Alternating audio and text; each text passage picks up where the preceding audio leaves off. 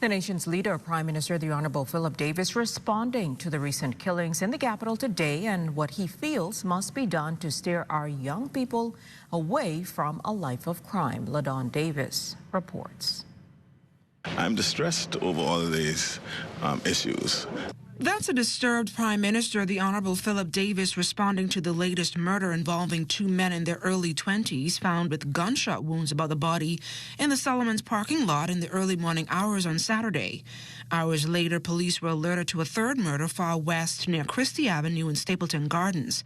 To curb these senseless killings, Mr. Davis says scientific data collected suggests that serious intervention methods must take place to rescue our young people from a life of crime. One of the things that came out from our crime violence conference in Trinidad is Dr. David Allen's intervention when he spoke about the abused child being a dangerous adult.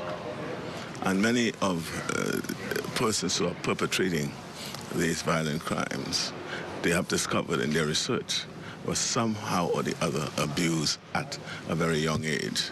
And to get the intervention ball rolling, Mr. Davis informed hundreds of young people at a global leadership conference at the University of the Bahamas about the National Youth Guard program, an initiative that promotes positive ideals. But when questioned about the intent to recalibrate the minds of criminals seeking revenge on our streets, Mr. Davis said this. If you are engaged in criminal activity, there are only two outcomes. You either spend the rest of your life in jail or you will be executed on the streets, as we're seeing. Mr. Davis assures the public that despite grappling with the high volume of murders on our streets almost daily recently, the saturation patrols beefed up by officers of the Royal Bahamas Police Force are reaping positive results. You would have seen over the last several weeks, we have saturation patrol that is working. You'll see in the next few weeks a number of vehicles that I've invested in to ensure that we have police presence on the street. But even though you have the presence, like I say, a person who is intentional about what they want to do and they planned it, sometimes very difficult to prevent that person from carrying out his plans. All we can do is create the atmosphere to deter them from that.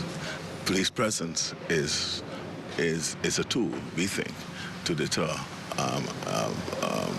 criminal activity. But in the meantime, Prime Minister Davis says more resources will be granted to the police force to effectively fight crime and keep Bahamians safe.